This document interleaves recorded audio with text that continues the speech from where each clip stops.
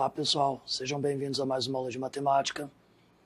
Nossa aula 41, razão e proporção. Bom pessoal, razão e proporção, o que é isso? Será que vocês já ouviram falar alguma vez? Razão, com certeza. Eu estou coberto de razão. Mas não é essa da razão que a gente está falando não, tá? Proporção, não sei se vocês já ouviram falar. Bom, razão, nós conversamos a respeito disso na aula de frações. O que é uma razão? A gente pode dizer que é uma divisão entre duas grandezas ou é uma fração, uma relação entre uma grandeza e outra. Por exemplo, a cada 5 habitantes do planeta Terra, um é chinês. A cada 5, um é chinês. Com certeza vocês já ouviram falar uma coisa desse tipo. Ou, 1 em cada 5 veículos da frota paulista é da cor preta. Ou, blá blá blá, o Brasil contava com 124 celulares para cada 100 habitantes. Bom, o que essas 3 frases aqui têm em comum? Elas estão relacionando, vamos dizer, grandezas, tá? Para vocês se acostumarem. Estão relacionando 2 grandezas. Habitante, chinês, nessa primeira. Veículos, de cada 5 veículos, um veículo é da cor preta. O Brasil contava com 124 celulares uma grandeza, habitantes outra. Então, o que vai ser uma razão nesse caso? Vamos observar o primeiro exemplo. Em um vestibular específico para povos indígenas, de cada 13 inscritos, um era do gênero feminino. Bom, como que fica isso aí em forma de fração? De cada 3, um é do gênero feminino. Ou posso falar, uma mulher de cada 3. Que forma que eu posso deixar em fração? Quando a gente falava de fração, eu sempre falava o número de cima de uma quantidade que está embaixo. Temos aqui uma mulher de cada 3 pessoas. Então, 1 de 3. Aí agora para vocês pensarem. Se eu tiver 42 inscritos, quantos são do gênero feminino? Pensa aí. De cada 3 pessoas, de cada 3 índios, uma é mulher. Se eu tenho 42 índios, quantos desses vão ser mulher? Do gênero feminino. Bom, se eu tenho 1 de cada 3, se o meu... Agora eu tenho 42, o que eu posso fazer? Divido 42 por 3, vai dar 14. Ou seja, desses 42... cabem 14 vezes 3, um grupo de 3. Como de cada 3 eu tenho 1, então eu tiro 1 de cada um desses 14 grupos, eu vou ter um total de 14 mulheres para 42 indígenas. Não é difícil, pessoal. O que é importante da razão? Isso daqui é uma razão. A relação entre os indígenas e o gênero feminino. Isso daqui é o que a gente faz com a razão depois. Olha esse exemplo. Para fazer um autêntico brigadeiro, precisamos obedecer a quantidade certa de cada ingrediente. Para cada lata de leite condensado, aí eu tenho aqui a quantidade em gramas, são necessárias 5 colheres de sopa de chocolate. Bom, e está aqui a quantidade de gramas que cabe em cada colher, ok? Bom, como que fica em forma de fração a relação total de chocolate para o total de leite condensado. E aí?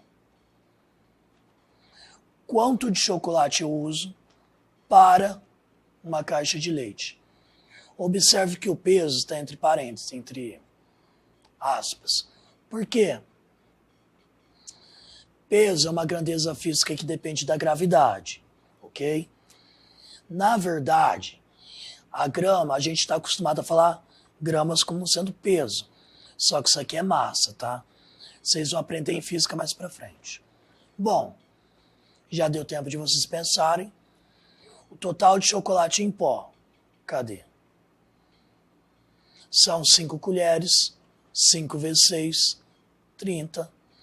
Para o total de leite condensado, 365. E o total de manteiga? São 2 colheres de sopa, certo? Cada colher de sopa, 6 gramas. Então são 2 vezes 6, 12, para 395. Ok. Pergunto. Se ele utilizar 3 latas de leite condensado, ele vai fazer brigadeiro com 3 latas de leite condensado. Olha, tem matemática até na cozinha, gente. Quantas colheres de chocolate ele vai usar? Primeiro de chocolate. Bom, se cada lata tem isso aqui, ele está usando 3 latas. 3 vezes 5 colheres. Ou eu poderia simplesmente fazer 3 vezes esse número aqui de cima. E para a quantidade de manteiga, 3 vezes o 12.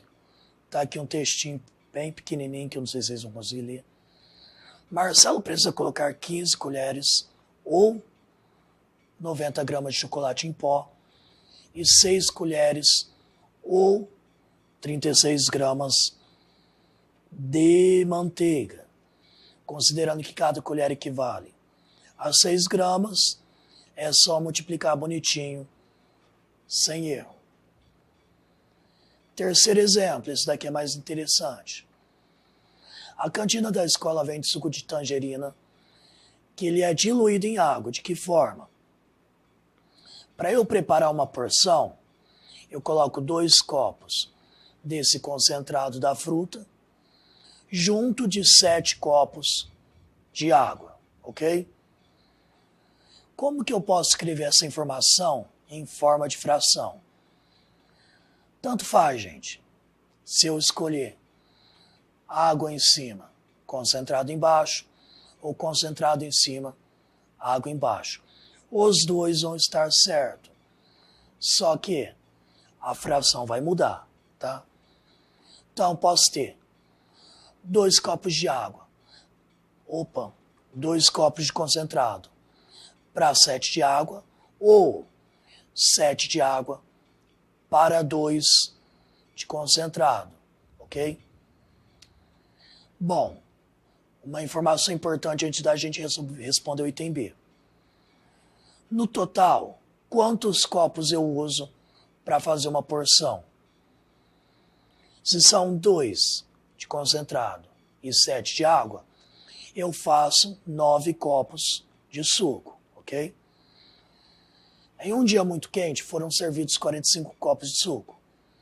Quantos copos de concentrado e quantos copos de água foram utilizados? Simples. Isso aqui eu já vou dar resposta, que ele é um pouquinho mais complexo. Nós sabemos que a gente usa 9... cada porção da receita faz 9 copos, certo? Portanto, em 45 copos, quantos 9 copos nós temos? 45 dividido por 9 vai dar 5. Ou seja, eu fiz 5 porções desse item inicial, que é 2 de água, 2 de concentrado, 7 de água. O que eu faço então para saber quanto de água e quanto de concentrado eu usei. Multiplica esses valores por 5. 5 vezes 2, 10 copos de concentrado. 5 vezes 7, 35 copos de água. Vamos dar uma aceleradinha aqui. Num jogo de basquete, de cada 3 lances livres, Paulo acertou 2. Ou seja, Paulo está muito bom de basquete mesmo. Como que fica essa informação em forma de fração? De cada 3 lances, Paulo acertou 2. Ou Paulo acertou 2 de 3 lances. 2 de 3. Ele acertou 2 de um total de 3, ok? Então, o nosso total geralmente fica embaixo quando a grandeza é a mesma. Quando são grandezas diferentes, eu escolho quem eu coloco em cima, quem eu coloco embaixo. Se Paulo arremessou 27 lances livres, quantos ele acertou? E aí, conseguem fazer? Simples, aquele mesmo exemplo anterior. De 27 lances, quantas vezes eu posso separar em quantos lances de 3? Divido 27 por 3, dá 9. 9. Então, 9 vezes 2, 18. Paulo acertou 18 dos 27 lances. Bom, pessoal, então vamos entender o que é essa razão. Razão é o número que relaciona duas medidas ou quantidades, no caso grandezas, dentro de uma dada situação, por meio de uma situação multiplicativa ou de divisão. O que é grandeza? Falou de grandeza ali. É tudo aquilo que pode ser medido ou contado, de modo que suas medidas podem variar, aumentando ou diminuindo. Estamos como exemplos. O volume é a quantidade que é um espaço ocupado, é uma grandeza. Massa é uma grandeza. Superfície, comprimento, capacidade, velocidade, tempo, etc. Tudo isso aqui são grandezas, ok? Bom, nesse contexto que nós tivemos, no item 1, as grandezas são candidatos indígenas e candidatos indígenas do sexo feminino. A razão é entre o número de candidatos indígenas do gênero feminino e de candidatos indígenas. As grandezas são massa, no segundo exemplo, e os ingredientes do brigadeiro. Não vou me ater muito aqui nisso aqui. No item 3, quem são as grandezas? Copo de concentrado e copo de água. A razão é entre copo de concentrado e copo de água. Nós temos aqui 2 para 7, ou 2 de 7, 2 está para 7, ou podia fazer o inverso também, lembra? 7 para 2, ou 7 está para 2. Esse daqui também, as grandezas são lances livres arremessados por Paulo, e a outra grandeza é as cestas convertidas, ok? Bom, vamos para o próximo. Entendemos o que é razão, mas o que é proporção? Lembrando, razão é a relação entre duas grandezas. Proporção vai ser o produto do numerador de uma razão e o denominador de outra é constante, ou seja, a proporção é uma relação entre duas razões. Lembra de frações equivalentes? Falei com vocês. Quando eu tiver uma proporção, eu vou ter duas frações equivalentes, 2 ou mais, ok? Bom, 2 está para 3, assim como 4 está para 6, ok? Observem que, se eu multiplicar 2 com 6, eu chego no mesmo resultado que 3 por 4. 2 vezes 6, 12. 3 vezes 4, 12. Isso daqui é uma proporção. Proporção eu vou trabalhar de uma maneira mais simples na próxima aula, ok? Bom, podemos escrever as proporções de formas diferentes, ó. 2 quartos, 3 sextos, 6 terços, 4 meios, 3 meios, 6 quartos. Quando é proporção, eu posso fazer essas mudanças, mas observe que sempre que eu multiplico o número de cima e o número de baixo do outro, e vice-versa, sempre vai dar o mesmo resultado. Dessa maneira, é possível obtermos 8 proporções cujo produto do numerador de uma razão pelo denominador da outra se mantém constante igual a 12. Certo? Se as razões envolvidas na proporção se referirem a duas grandezas, ou seja, eu tenho duas grandezas diferentes, não é a mesma coisa. Eu posso dizer que essas grandezas são grandezas proporcionais. Bom, pessoal, essa é a nossa aula de hoje.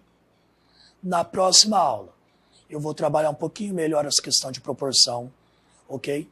Razão, vocês já estão vendo já faz algum tempo.